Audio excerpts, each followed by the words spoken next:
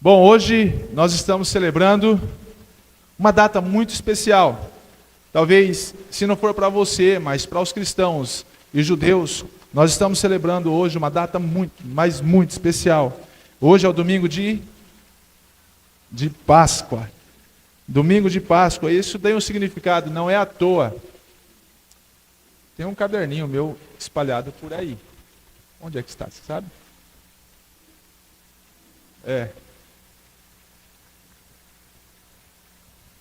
Nós estamos celebrando, eu quero que você abra a sua Bíblia comigo no livro de Êxodo, por favor.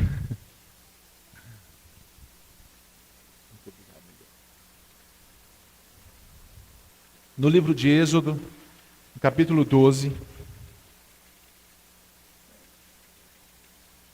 Eu vou falar um pouco a respeito do que significa a Páscoa. Mas vamos ler antes o texto um pouco longo, um pouco comprido, mas nós vamos ler. Êxodo capítulo 12, versículo 1, está dizendo assim: O Senhor disse a Moisés e a Arão no Egito: Este deverá ser o primeiro mês do ano para vocês. Primeiro mês do ano, no calendário dos hebreus. Próximo. Reúna toda a comunidade de Israel e diga: no 10º dia deste mês, cada um vai pegar um cordeiro, dentro dos grupos de famílias. Terá de ser um cordeiro para cada família. Se uma família for pequena demais para um cordeiro, ela convidará o seu vizinho mais próximo. É só calcular quantas pessoas bastam para comer um cordeiro. O cordeiro deverá ser sem defeito, macho de 1 ano. Em vez de um cordeiro, pode ser também um cabrito. Guardem o animal até o 14º dia do mês. Nesse dia, no fim da tarde, toda a comunidade de Israel matará seu cordeiro ou cabrito. E o sangue será passado no alto e nas laterais das portas das casas nas quais vocês comerão o animal. Naquela mesma noite terão de comer carne assada no fogo. Ah, tá. Ninguém sabia isso daí? Carne assada no fogo, o que é? Quem gosta de churrasco aqui? Olha só, isso daqui foi uma ordem de Deus. Deus mandou o povo de Israel fazer isso daqui. Então hoje é domingo de Páscoa. Deus mandou você fazer e não deixa de convidar o seu pastor. Não pegaram. Naquela mesma noite terão de comer carne assada no fogo, além de pães sem fermento e ervas amargas. Não comam pão de alho. Não comam a carne crua, nem cozida em água. Tanto a cabeça como as pernas e as vísceras terão de ser assadas no fogo. Comam tudo que puderem durante a noite. O que sobrar, na manhã seguinte, precisará ser queimado. Ao comerem, estejam preparados para sair, já vestidos, sandálias nos pés e cajado na mão, e comam depressa. Essa é a Páscoa do Senhor. Agora pula lá comigo, lá para o versículo 24, por favor. No versículo 24, diz o seguinte: Portanto, obedeçam a essas instruções como lei permanente. Fala, em algumas traduções, está como decreto perpétuo, como lei permanente para vocês e para os seus descendentes. O próximo, vai até o 29. E quando estiverem morando na terra, que o Senhor vai dar a vocês, como prometeu, continuem fazendo essa comemoração. Quando seus filhos lhes perguntarem: que comemoração é esta? Respondam-lhes: é o sacrifício da Páscoa, ou sacrifício pascal, ao Senhor. Isto nos faz lembrar que o Senhor passou por cima das casas dos israelitas no Egito e poupou nossas casas quando matou os egípcios. Ao ouvir essas coisas, o povo se inclinou e adorou ao Senhor. Pode parar por aí mesmo. A Páscoa, ao contrário do que nós vemos, e às vezes talvez ensinamos para os nossos filhos, que o coelhinho da Páscoa vai trazer um ovo para a gente, para a criança, e aí esse é o símbolo da Páscoa. Bom, primeiro, que o coelho não dá ovo. Se fosse, seria a coelha, não seria nem o coelho. Então, o coelho não dá ovo. Correto, Pedro? Correto?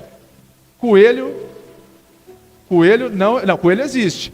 O coelhinho da Páscoa que dá o ovo não existe. Correto? É isso aí. Então, essa aí é uma analogia. Se fosse pensar em ovo, a gente pensaria em quê? Um animal que dá ovo, a galinha. Então a gente, o pato, a pata, né? O pato não. A pata. E aí a gente pensaria nesses animais que seriam o símbolo da Páscoa, não o coelhinho. O macho, coelhinho macho que vai dar ovo para poder simbolar. E mais do que isso ainda seria um ovinho de chocolate.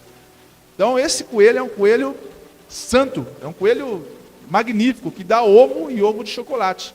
É incrível esse coelho. Então assim, o mundo ele criou essa simbologia da Páscoa para poder tentar disfarçar uma coisa que não é. Quando, na verdade, o símbolo da Páscoa é muito diferente do que isso. A Páscoa ela significa passagem, diz assim comigo, passagem, saída, libertação. Esse é o significado da Páscoa. No grego, a palavra Páscoa ela vem de Pessai, que significa passar por cima. E aqui o povo de Israel, eles estavam, e a pastora Claudinella trouxe semana passada uma visão muito interessante a respeito. A gente não imaginava por que o povo de Israel foi e virou escravo no Egito. Por que eles se tornaram um povo escravo no Egito? Tá bom, era permissão de Deus, legal, maravilha, mas por que isso aconteceu? Foi por conta do pecado de Abraão com a Sara, quando eles foram para o Egito.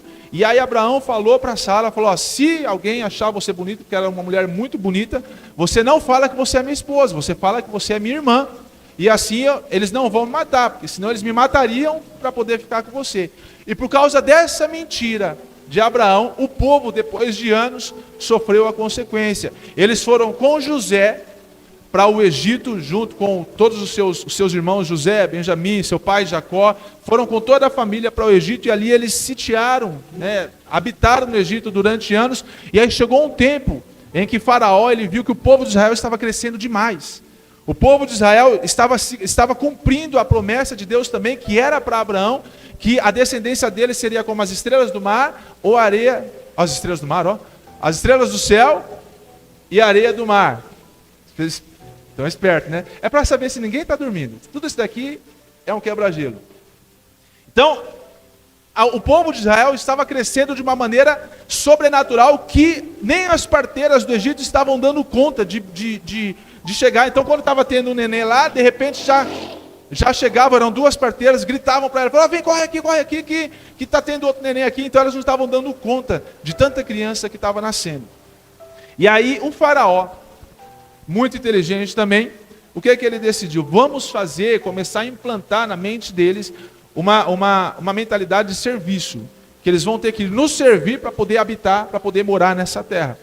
Então eles começaram a colocar na cabeça dos israelitas essa coisa de escravidão, e fez eles escravos sem saber que eles realmente eram escravos. Só que aí foi passando o tempo, e eles começaram a ser maltratados no Egito. E aí começou aquele clamor ao Senhor. Eles começaram a clamar ao Senhor por socorro, por conta do tormento, por conta da maldade que estava havendo com os escravos do Egito. E assim Deus escolheu quem? Todo mundo comigo? Quem Deus escolheu para tirar Israel do Egito? Deus escolhe o Moisés para poder tirar o povo de Israel do Egito.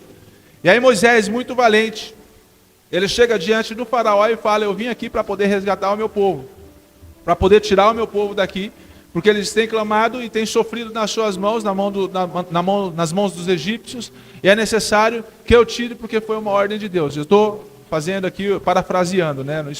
Não foram exatamente essas palavras, mas ele foi levantado para poder ser o resgatador do povo de Israel no Egito. E o faraó, ele ficou invocadíssimo, porque ele não queria perder a mão de obra que os israelitas estavam entregando para o Egito, porque era uma mão de obra valiosa, e eles estavam crescendo muito, então tinha muita mão de obra, e mesmo assim a mentalidade deles já estava de escravo. Então o povo de Israel, eles já estavam aceitando a questão de escravidão.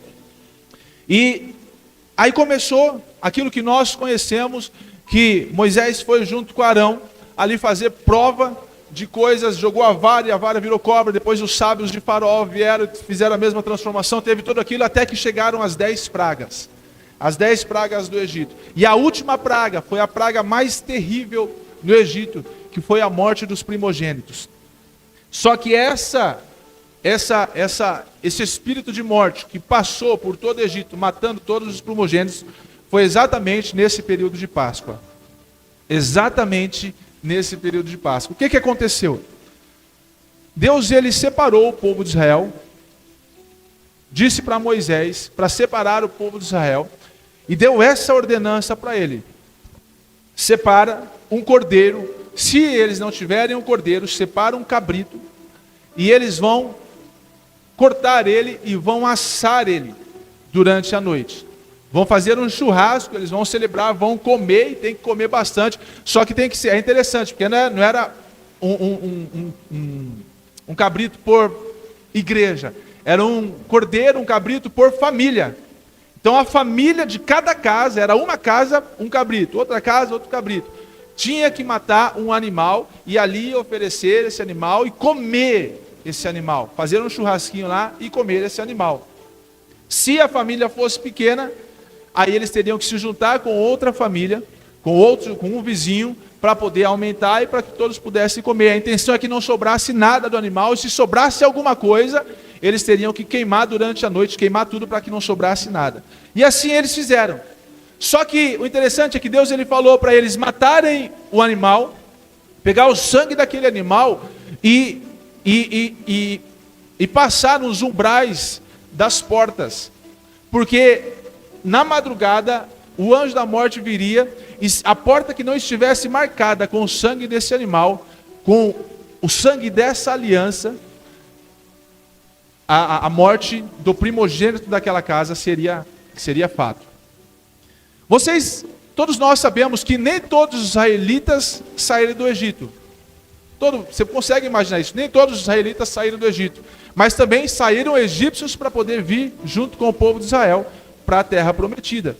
Então, muitas pessoas não acreditaram nesse processo de libertação por conta da mentalidade que já estava implantada. Eles já tinham perdido a identidade deles, de que eles eram o povo exclusivo, o povo escolhido de Deus, já eram nação santa, eles eram o povo da promessa. A promessa que Deus tinha dado a Abraão, que tinha passado por Isaac, chegado em Jacó e estava habitando neles, eles tinham esquecido disso. É a mesma coisa que nós estamos com os nossos filhos hoje.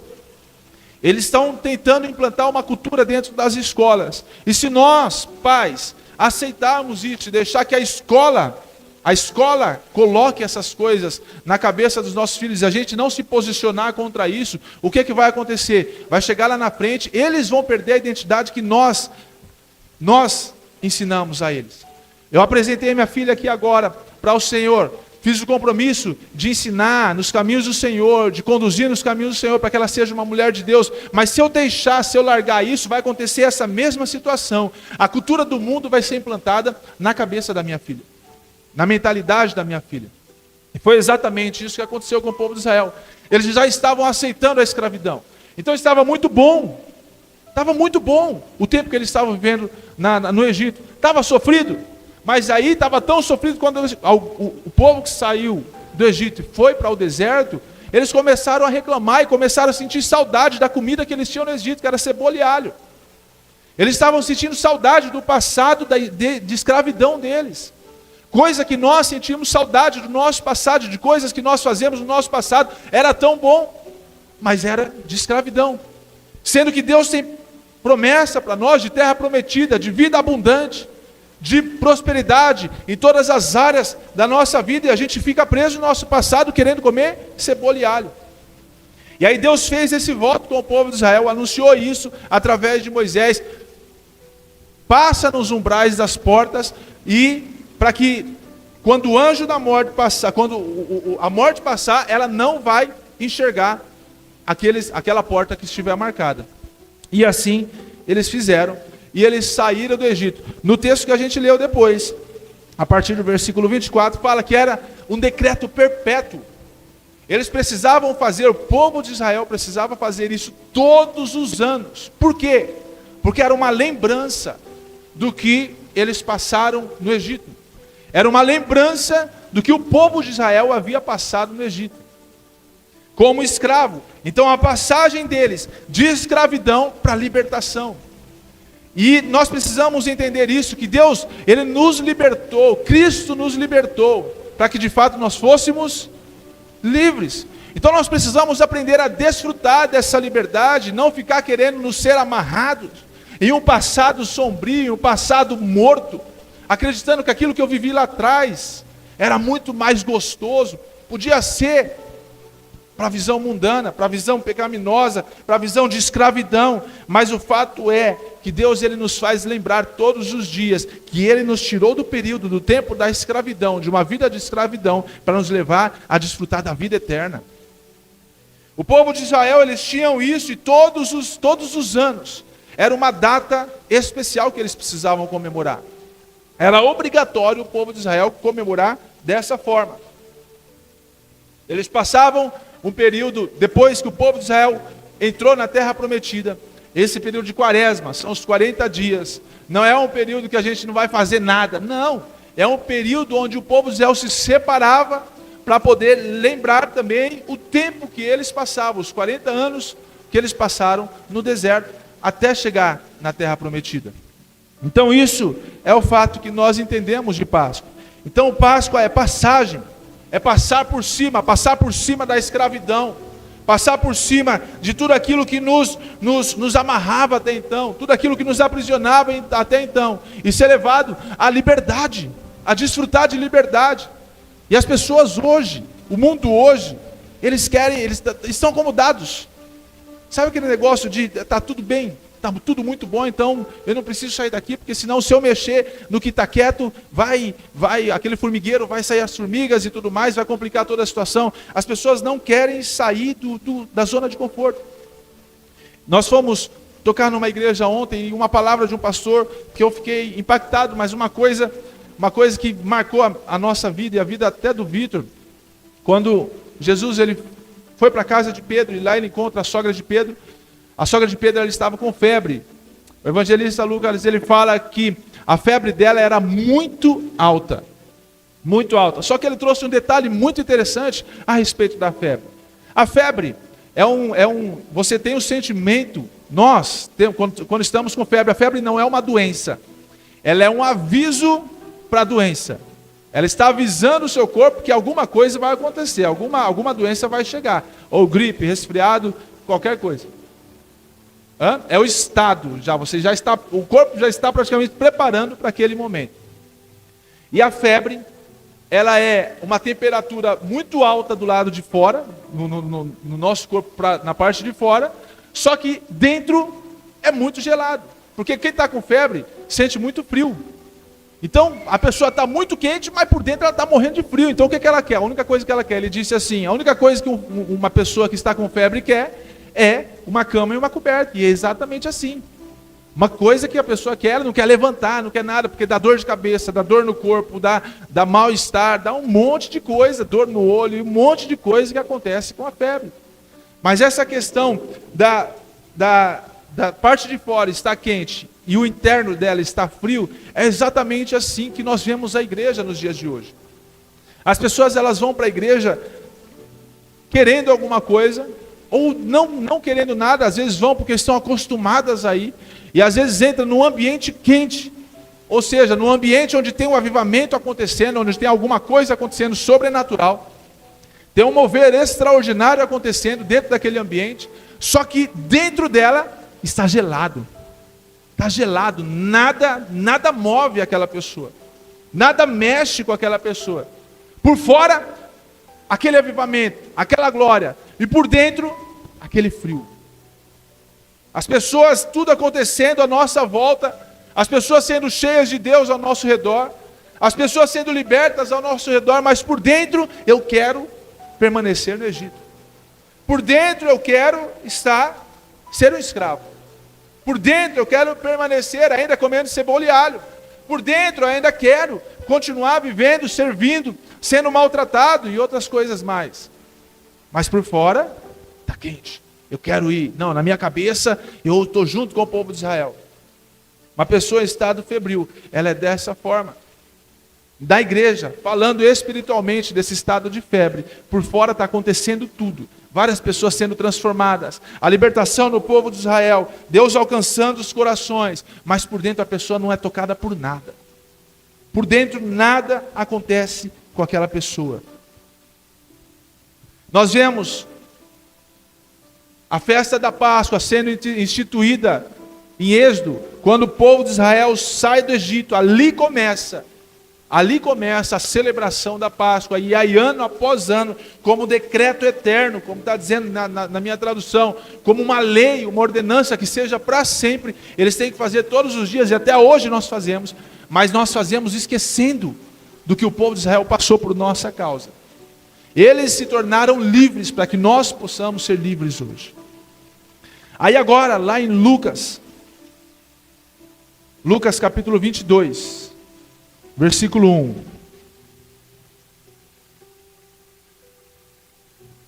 Lucas 22, 1. Está dizendo assim: nesse tempo, estava se aproximando a Páscoa, festa judaica, durante a qual só se comia pão sem fermento.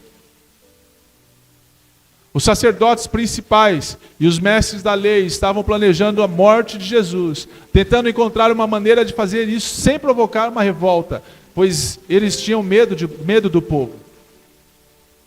Então Satanás entrou em Judas, chamado Iscariotes, e ele foi falar com seus sacerdotes principais. Versículo 7. Perdão, Dani. Ora, chegou o dia da comemoração da Páscoa, quando o cordeiro da festa era morto e comido com o pão sem fermento. Então Jesus mandou Pedro e João na frente para procurarem um lugar onde preparar a refeição da Páscoa. E aí vai. Onde o Senhor quer que a gente vá e a prepare? Perguntaram eles. Ele respondeu: logo que vocês entrarem na cidade, verão um homem que vai andando e correndo e carregando um pote de água. Sigam esse homem até a porta em que ele entrar. E digam ao dono da casa: o mestre pergunta, onde é o salão de hóspede? Onde poderei comer a refeição da Páscoa com os meus discípulos? Ele levará vocês ao andar superior, a um aposento espaçoso, todo mobiliado. Aquele é o lugar. Façam os preparativos ali. Eles foram à cidade, acharam tudo tal como Jesus tinha dito e prepararam a ceia da Páscoa. Então chegaram Jesus e os outros discípulos, e na hora certa todos se reuniram à mesa. E ele disse: eu estava esperando muito ansiosamente esta hora, desejoso de comer a refeição da Páscoa com vocês antes de começar o meu sofrimento. Porque eu lhes digo, não tornarei a comê-la, até que ela se cumpra no reino de Deus. Ele tomou um cálice de vinho, e depois que deu graças, disse: tomem isto e partilhem entre vocês. Porque eu lhes digo que não beberei do fruto da videira, não beberei do fruto da videira outra vez, até que venha o reino de Deus. A seguir, ele pegou um pão, depois que deu graças, partiu e o deu aos discípulos, dizendo: isso é o meu corpo, entregue por vocês, comam dele em memória de mim. Depois da ceia, Jesus tomou o cálice de vinho, dizendo: este cálice é a nova aliança do meu sangue, derramado em favor de vocês. Mas aqui nesta mesa entre nós está um homem que me trairá. Pode parar por aí. Olha só que interessante, aqui foi a terceira e última Páscoa que Jesus celebrou com seus discípulos, antes de ser crucificado e morto, depois de ter ressuscitado. Mas foi nesse dia, olha que interessante, foi no dia em que a morte passou e matou os primogênitos, que foi a celebração da Páscoa, que eles celebraram e saíram do Egito.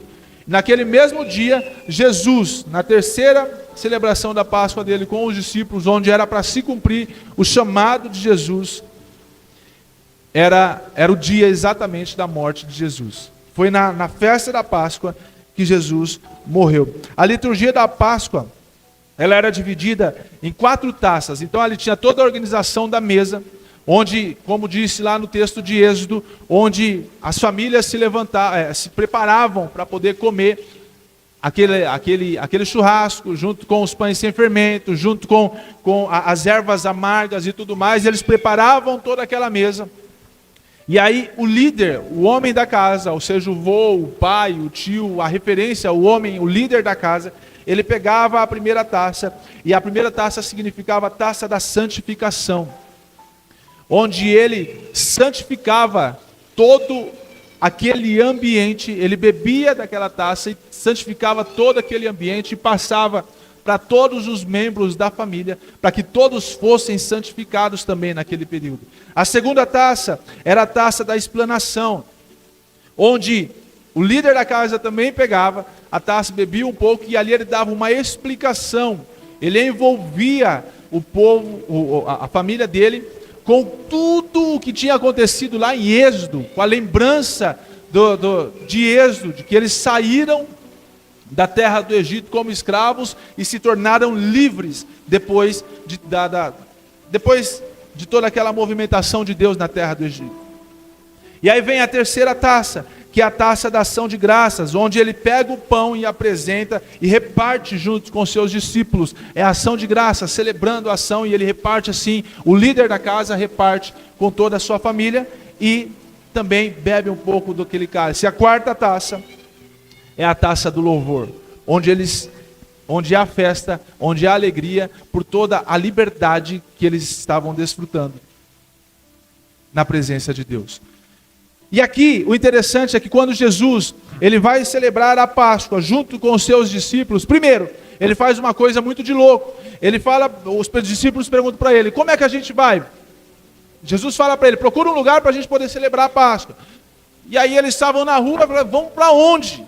O que a gente vai fazer? Que lugar que a gente vai? Ele falou: vocês vão para esse lugar, na entrada da cidade, vocês vão encontrar o homem andando, carregando um pote, vocês vão até ele e vão perguntar se tem algum lugar espaçoso para que a gente possa preparar o nosso ambiente de Páscoa. Como disse lá em Êxodo, toda casa, todo mundo lembra? Toda casa tinha que preparar. Então a casa de Jesus era junto com os 12 discípulos. Então ele tinha que preparar um ambiente pascual, a festa pascual, para poder trazer todas essas 4 taças. Só que na parte da explanação, na segunda taça, quando Jesus ele pega para poder fazer a explicação, ele faz o contrário, fala: todas as vezes que vocês fazerem isso, vocês lembram de mim. Olha só que interessante. Então, era normal que os rabinos, que os homens de Judá, que as famílias de Israel, elas fossem dessa forma, elas lembrassem de tudo que estava acontecendo. Então a explanação normal era sentar na mesa, vamos sentar com a nossa família, e o líder da casa vai explicar toda a lembrança, tudo aquilo que o povo de Israel passou por nossa causa. Então eles saíram do Egito, foi na 10ª praga, onde morreu todos os primogênitos dentro do Egito, e aí era uma ordenança que todos os anos era celebrada a Páscoa dessa forma, em prol da passagem da escravidão para a liberdade. Só que aí Jesus ele faz diferente, e além disso, ele fala de uma nova aliança. Essa nova aliança também estava descrita lá em Jeremias, no capítulo 31, no verso 31 também até o 34, quando Jeremias ele anuncia a respeito dessa nova aliança, ele fala a respeito dessa nova aliança, só que durante todo o tempo do Antigo Testamento, até chegar em Jesus, todas as alianças que Deus fazia com o povo de Israel era quebrada. Olha só o que Jeremias dizia: vai chegar o dia, diz o Senhor, em que farei uma nova aliança com o povo de Israel e de Judá. Próximo, até o 34.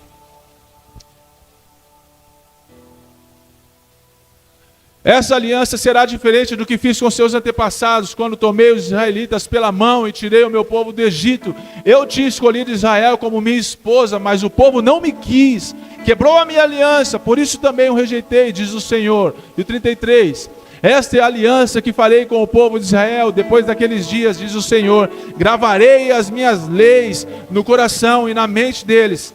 Serei o seu Deus e eles serão o meu povo. Já não será necessário ensinar uns aos outros como conhecer o Senhor. Todos eles me conhecerão, tanto os grandes quanto os pequenos, diz o Senhor. Perdoarei todas as desobediências do meu povo e esquecerei completamente os seus pecados. Se você entende isso, maravilha, glória a Deus por isso, porque nós estamos entendendo que a nova aliança, além de ter arrependimento da nossa parte, está dizendo que tudo aquilo que nós fizermos vai ser apagado, vai ser perdoado, não vai ter mais lembrança do nosso passado. Só que interessante é que o texto diz, Jeremias falando para o povo de Israel, e o povo de Israel não estava nem aí. O texto fala, acho que no 32, fala que eles rejeitaram, eles não quiseram. E às vezes tem um pastor pregando uma coisa, tem um pastor anunciando uma coisa, e as pessoas não querem aceitar aquilo que está sendo falado, porque é Bíblia, e às vezes a Bíblia é dura, às vezes a Bíblia é forte, ela fala direto, chega no jugular. E às vezes a gente não está aceitando essa condição, mas Jeremias ele não parou de falar, não parou de anunciar que estaria para vir uma aliança nova trazida por Jesus. Só que eles falavam, Jeremias falava, mas o povo não aceitava, o povo não acreditava, até porque eles estavam vivendo num tempo de deserto, num tempo de escravidão na Babilônia. Jeremias era um profeta que pregou, meu pai fala bastante sobre isso, pastor Ronaldo, pregou e não converteu ninguém. Agora imagina só, você ser um missionário, ser um evangelista, ser um pastor e tudo mais, e a sua igreja nada acontece. Imagina o desespero que dá. Mas o cara não parava, ele falava, mas ainda vai ter a nova aliança. Ainda vai ter a nova aliança. Você crendo ou não, a nova aliança vai existir. E aqui no 22 de Lucas, capítulo 22 de Lucas, a gente leu, no 17 está dizendo assim, recebendo um cálice, ele deu graças. Tomem isso e partilhem uns com os outros, pois eu lhes digo, que não beberei outra vez do fruto da videira, até que venha o reino de Deus. Toma o pão, deu graças, partiu e o deu aos discípulos, dizendo, esse é o meu corpo dado em favor de vocês, façam isso em memória de mim. Da mesma forma, depois da ceia, tomou o cálice, dizendo, este cálice é a nova aliança no meu sangue. A diferença dessa pregação de Jeremias, que ele falava para o povo, mas o povo em condição de escravidão, em condição de aprisionamento, eles não estavam acreditando naquilo que Jeremias estava falando. A diferença é que Jesus, ele era a nova aliança. Lembra que lá em Êxodo, para que uma aliança pudesse ser efetuada em Israel, até hoje, para que uma aliança seja consolidada em Israel, precisa ter derramamento de sangue, precisa haver sangue, aliança de sangue. Se não tiver sangue, no Antigo Testamento era sangue de animais, então eles precisavam ter uma comprovação de sangue. Eles matavam o cordeiro, matavam o cabrito, em sinal de renovação daquela aliança. E lá em Abraão, lá em Gênesis, quando Deus fala para Abraão, para subir no monte, levar o seu filho Isaque, porque ele sacrificaria o seu filho, né, fazendo prova com Abraão. Aí depois, quando ele levanta o cutelo para poder matar o seu filho, vem, né, o anjo fala, para por aí. E aí ele já tinha preparado um cordeiro, ali é um sinal da primeira aliança, ele mata o cordeiro em sinal da aliança. Depois vem a segunda aliança, que é esse texto que nós lemos de Êxodo, ou um cordeiro ou um cabrito, essa é a aliança sendo renovada. E aí depois vem agora uma aliança que jamais será quebrada, porque essa aliança corre no nosso sangue, esse sangue corre no nosso sangue. A Bíblia fala, a Bíblia nos ensina, nesse texto de 22:20 de Lucas, da mesma forma, depois da ceia, tomou o cálice, dizendo, este cálice é a nova aliança no meu sangue, derramado por sua causa, por minha causa, por causa da igreja, por causa daqueles que aceitam, que acreditam, que se entregam a essa verdade. Jesus, ele derramou o sangue por todos, fato foi para mim, foi para aquele que está lá fora agora, foi para quem está nas drogas agora, quem está no bar agora, para quem está em outra igreja agora. O sangue foi dado por todos. Só que só quem participa desse sangue de verdade, fazendo essa aliança que nós estamos fazendo aqui nessa noite, só quem participa desse sangue é que realmente tem parte com ele. Porque esse sangue, essa aliança, essa nova aliança nunca mais será quebrada. Nós não temos a possibilidade de, assim como o povo de Israel, como foi escrito em Jeremias, assim como o povo de Israel, eles haviam, todas as vezes que uma aliança era feita com o povo de Israel, eles quebravam. Aí era feita uma aliança nova, aí era feita uma renovação de aliança, a aliança era quebrada. Aí vinha uma nova aliança, novamente a aliança quebrada. Aí vinha um novo tempo, aliança quebrada. Só que nesse tempo, quando o Cordeiro veio, Jesus, e derramou o seu sangue em favor de nós, e disse assim para nós: você não precisa mais viver em um tempo de escravidão, em um tempo de quebra de aliança, porque o meu sangue é o sangue da nova aliança, que nunca mais será quebrada. Eu vim para selar essa aliança contigo, selar essa aliança com a minha igreja, selar essa aliança com o meu povo. Eu sou o Cordeiro que veio do céu para selar essa aliança. É só desfrutar de liberdade, queridos. É só viver a liberdade, esquecer do tempo de escravidão, porque a escravidão, o povo de Israel já passou por nós.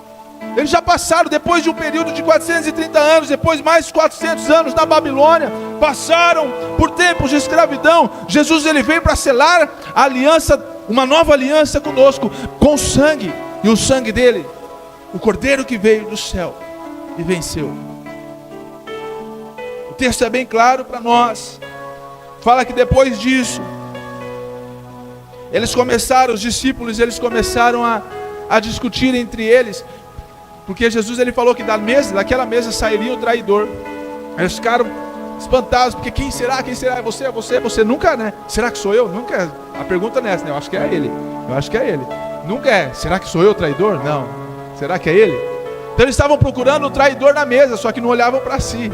E aí Judas já tinha feito o negócio, já tinha vendido e tudo mais. Logo depois daquilo, Jesus sai e é preso, e acontece toda aquela situação da cruz que nós já conhecemos. Mas ali, com os discípulos, através do sangue dele, a nova aliança já estava sendo selada. A nova aliança já estava sendo selada. Então aquilo que foi anunciado lá em Jeremias, aquilo que havia sido anunciado em Jeremias, vamos ler o texto de novo, Jeremias 31, do 31 ao 34. Que havia sido anunciado em Jeremias, estava se cumprindo em Lucas. Na última ceia, na última festa da Páscoa, no preparação, eles prepararam o mesmo ambiente, que era de organização que Deus tinha dado para o povo de Israel lá em Êxodo. Lembra que a gente leu lá em Êxodo? Capítulo 12. Fala: vocês preparem uma mesa com ervas amargas, pães sem fermento e o churrasquinho lá preparado, o cordeiro ou o cabrito lá cortado. Vocês tinham que comer tudo, família por família, tudo certinho. Jesus, ele fez exatamente junto com os seus discípulos. Separou um lugar. Olha que interessante, o cara, como é, tipo assim, vou imaginar assim, você tem uma casa, um espaço na sua casa, e aí chega dois cidadãos falando: você tem um espaço na sua casa aí? Que a gente precisa separar o nosso momento para poder fazer a nossa organização, né? Preparar a nossa comida para a festa da Páscoa. Se fosse você falaria o quê? Se vira, oxe, minha casa é minha casa, eu não vou abrir minha casa, nem conheço você. Aí a gente pensa que eles eram numa vila, né? Que era todo mundo solidário, que era nada. É que era projeto de Deus. E depois a gente vai trazer uma mensagem exclusiva a respeito desse homem. Por que ele abriu as portas da casa dele assim? É loucura. A Bíblia ela relata algumas coisas que são loucura. Porque se fosse nos dias de hoje, a gente dá pancada, vai entrar na minha casa. E o texto diz o seguinte: já não será necessário ensinarem uns aos outros. O 31, Dani, 31. Vai chegar o dia, diz o Senhor, em que farei uma nova aliança. Isso é Jeremias falando, Deus falando através de Jeremias. Jeremias sendo a voz do Senhor para o povo de Israel, em que farei uma nova aliança com o povo de Israel e em Judá e de Judá.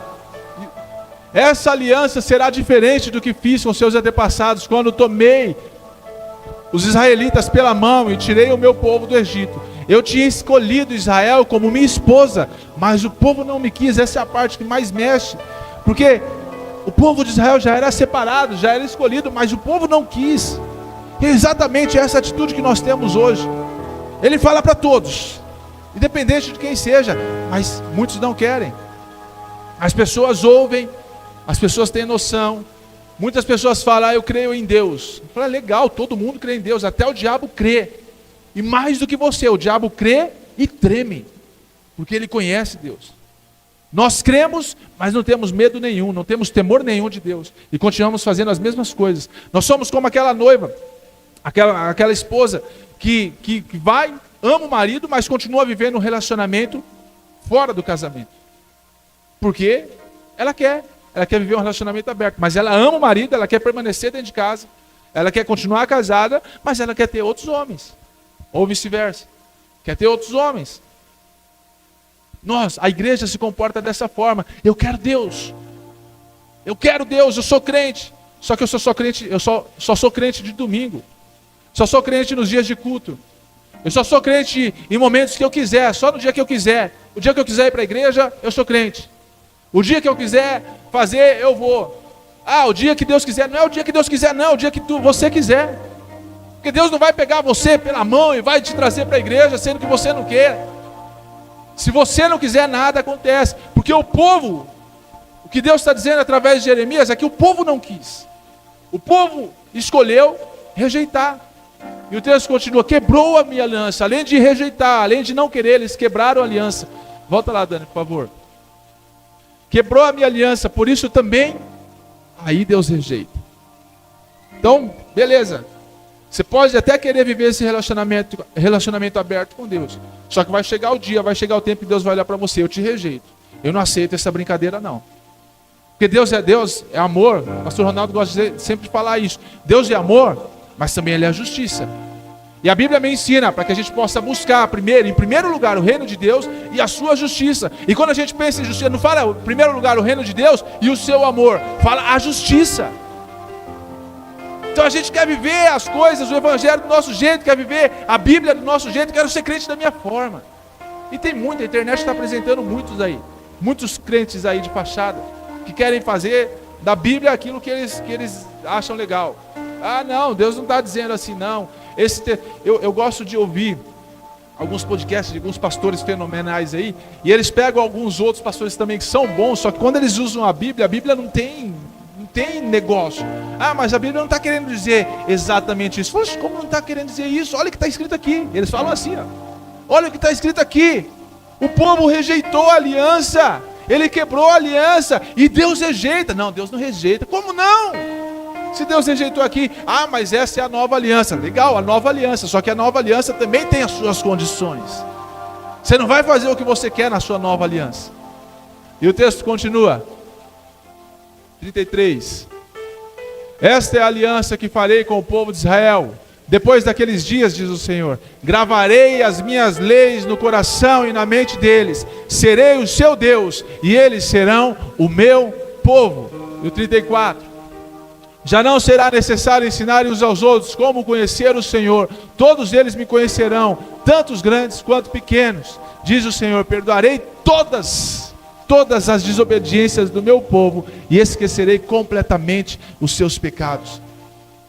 Deus está dizendo para nós que existe liberdade nele, mas para que eu possa desfrutar dessa liberdade, eu preciso decidir sair do tempo de escravidão, sair debaixo da escravidão e passar a viver como livre. Quero que vocês se coloquem de pé, por favor. Nós vamos começar a viver dessa liberdade agora. Porque nós não queremos ser como o povo de Israel. Não queremos nos comportar como o povo de Israel que rejeitou o conhecimento, rejeitou a verdade. Depois não adianta você chegar para as pessoas lá fora e falar que você acredita em Deus. Acreditar em Deus todo mundo acredita. Todo mundo acredita, até o ateu. O ateu, ele fala, eu sou ateu, graças a Deus. Então, que Deus? Graças a Deus eu sou ateu, não acredito em nada. Como não? Todo mundo acredita em alguma coisa. O ser humano, ele foi criado, foi formado, foi projetado para acreditar em alguma coisa. Então ele acredita tão firmemente que ele não acredita em nada. Ele acredita que ele não acredita. Esse é o ateu. Nós somos dessa forma. Não ateus, mas nós somos aquelas pessoas que precisam acreditar em algo. E nós temos um Deus que é vivo. Nós temos um Deus que é verdadeiro. Um Deus que já guerreou as nossas guerras. Já pelejou as nossas pelejas. Está trabalhando a nosso favor. Está se movendo pela nossa causa. Aquilo que nós achávamos, acreditávamos ser impossível. Ele, através do renovo da aliança que vai ser feito nessa noite, através da renovação da aliança que vai ser feito nessa noite, Ele está dizendo para você assim: agora é o momento de você ser livre. Agora é o tempo de você ser livre. Pode passar, irmãos. É o tempo de você ser livre. Porque até então, nós conhecemos, talvez muitos aqui conhecem a Bíblia. Talvez muitos aqui conhecem o Evangelho, até vão para a igreja, estão na igreja e tudo mais. Mas o Evangelho, ele precisa ser incorporado em nós, precisa fazer parte do nosso estilo de vida. Então as pessoas precisam ver algo novo. As pessoas precisam sentir, precisam acreditar que existe algo em nós. As pessoas precisam acreditar que existe algo em nós. As pessoas precisam olhar para você e dizer: nossa, tem alguma coisa diferente nesse cara. Tem alguma coisa diferente nessa mulher. Eles não vão saber dizer o que é, mas você sabe o que tem diferente em você. Existe liberdade nos filhos de Deus. Existe liberdade nos filhos de Deus. Você sabe o que é que Ele te deu. Você sabe o que é que Ele entregou nas suas mãos. Gálatas capítulo 5, versículo 1 está dizendo: foi para a liberdade que Cristo nos libertou. Portanto, permaneçam firmes e não se deixem submeter novamente a um jugo de escravidão. Ele te libertou para a liberdade, para que você seja livre. Você não precisa mais se submeter a ser um escravo, a viver debaixo do domínio das trevas, acreditando que ser crente é desse jeito. Não, querido, ser crente não é desse jeito. Ser cristão é ser muito mais do que isso. É abrir mão, é renunciar. É renunciar. É entregar a vida por amor a Ele. É entregar a vida por amor a Ele. Isso é ser cristão. Isso é ser crente. Se você crê, você passa a fazer as mesmas coisas que Ele fez. Uma das é se entregar por Ele. É devolver em gratidão a minha vida. Devolver em gratidão a minha vida a Ele. Isso é ser crente. Nós estamos participando da ceia, como disse aqui, é o símbolo da nova aliança. Mas eu quero que você entenda que nós precisamos estar renovados também com o nosso espiritual. Se você nunca recebeu Jesus como Senhor e Salvador da sua vida, e nessa noite você quer fazer essa transformação de vida, de escravo para livre, levanta a sua mão. Alguém vai orar por você. Pode levantar a sua mão. Alguém vai chegar até você. Pastor, por favor, pode ir. Se você um dia já recebeu Jesus, mas o tempo passou, você se distanciou, você se afastou, e essa noite é a noite de você renovar a sua aliança, também levante a sua mão. Deus está querendo te trazer para perto, querido. Deus está querendo te trazer para perto, querido. Deus está querendo fazer este renovo de aliança com você. Sair do lugar de escravidão, sair da prisão e desfrutar de liberdade. Desfrutar de liberdade.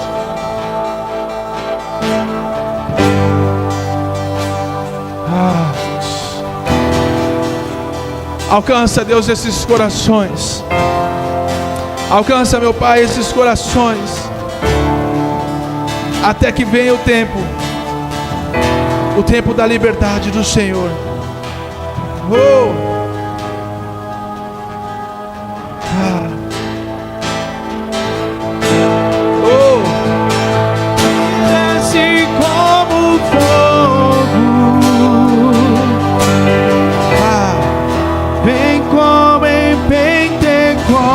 Vem, Espírito Santo, e se move através da nova aliança, através da liberdade. Oh! Espírito,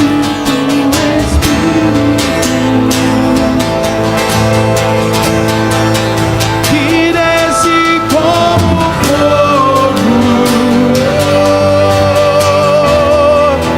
vem como em Pentecoste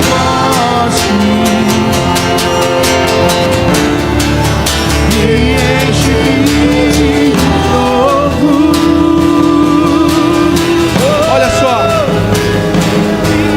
1 Coríntios capítulo 11, versículo 23, está dizendo assim: pois recebi do Senhor o que também lhes entreguei. Olha só o que Paulo diz para a igreja de Corinto: que o Senhor Jesus, na noite que foi traído, tomou o pão, levante, e tendo dado graças, partiu e disse: esse é o meu corpo, que é dado em favor de vocês, façam isso em memória de mim.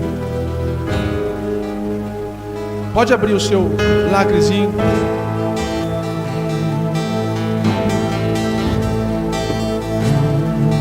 Do Espírito,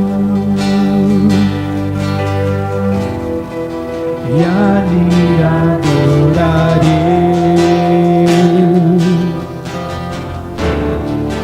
ao Deus do meu amor. Levante ele e consagre.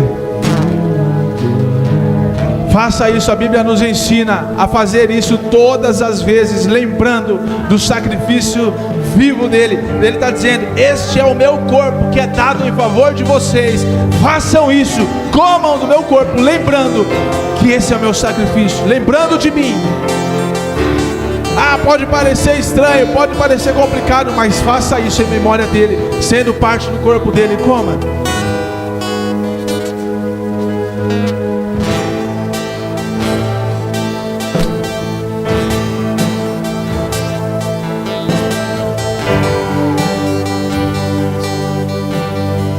Prepare o suco. E o texto diz o seguinte, 23, 25: da mesma forma, depois de cear, depois da ceia, ele tomou o cálice e disse: este é o cálice da nova aliança, este é o cálice da nova aliança, este é o cálice da nova aliança no meu sangue. Façam isso sempre que beberem, em memória de mim. Porque sempre que comerem deste pão e beberem deste cálice, vocês anunciam a morte do Senhor até que ele venha. Portanto, todo aquele que comer ou beber do pão ou do cálice do Senhor indignamente será culpado de pecar contra o corpo e contra o sangue do Senhor. Você já colocou a sua vida diante do Senhor, você já se consagrou. Então agora, seja renovado com a aliança de sangue com Ele. Seja renovado com a aliança de sangue com Ele. Seja renovado com essa aliança de sangue. Beba do suco e seja envolvido com essa aliança. Vai! Essa aliança tem que produzir resultados. Essa aliança tem que ter algum efeito na sua vida. Essa aliança tem que ter algum efeito na sua vida. É a renovação da aliança de liberdade. É a renovação da aliança de liberdade. De Jesus com a sua noiva. De Jesus com a sua noiva.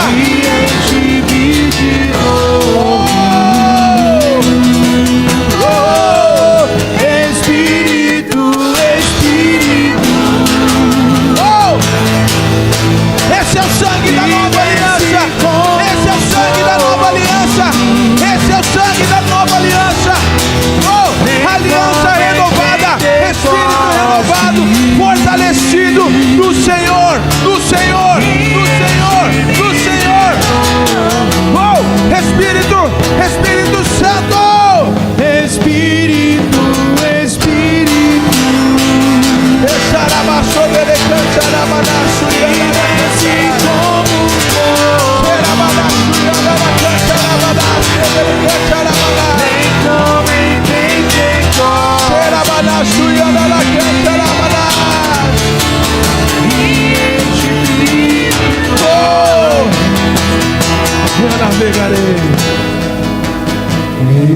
navegarei. Se você sabe, cante.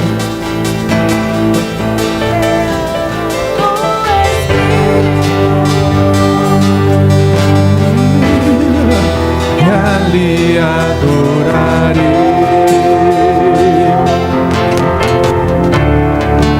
ao Deus do meu amor. Eu adorarei ao Deus da minha vida. Eu adorarei ao Deus da minha vida, que me compreendeu.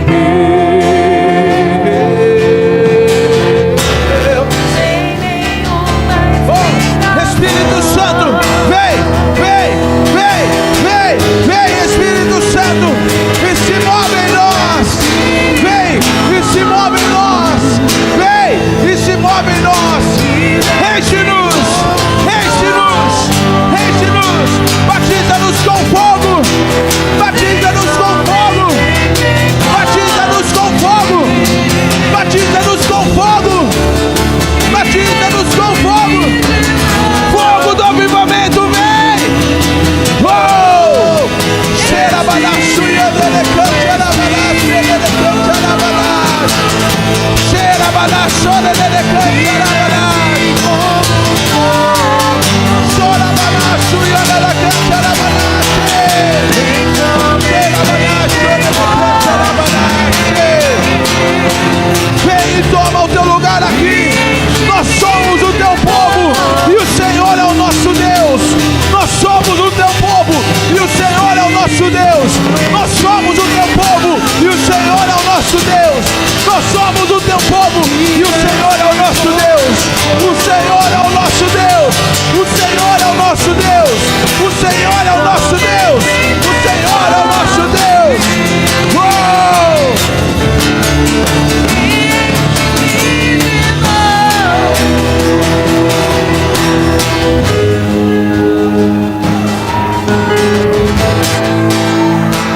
Aleluia, aleluia. Nós não podemos nos esquecer. Não podemos nos esquecer do preço pago na cruz. Porque foi a cruz que nos trouxe liberdade. A cruz que nos trouxe liberdade. A lembrança que nós estamos fazendo hoje é a lembrança de que nós somos livres. É a lembrança de que você é livre.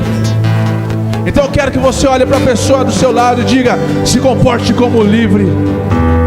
Seja livre, se comporte como livre. Seja livre e se comporte como livre. Seja livre e se comporte como livre. Como diz o texto de Gálatas, não se deixe submeter novamente a um jugo de escravidão. Você não merece isso. Você não merece isso. Ele te chamou para a liberdade.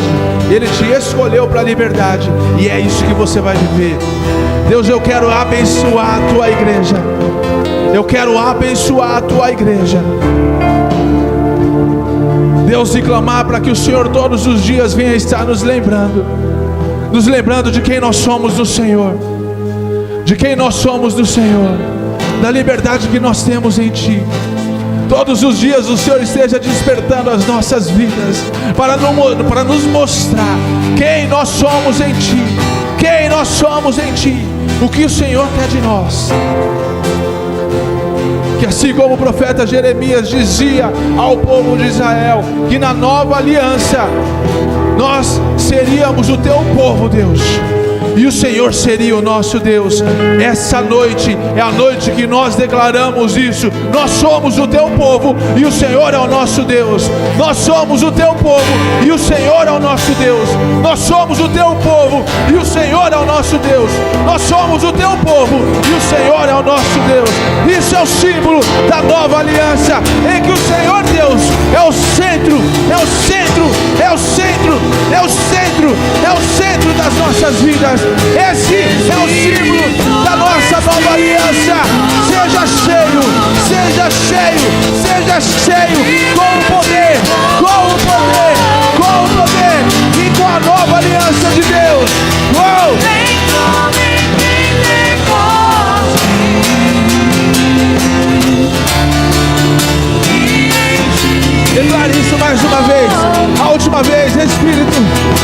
Espírito Santo, vem.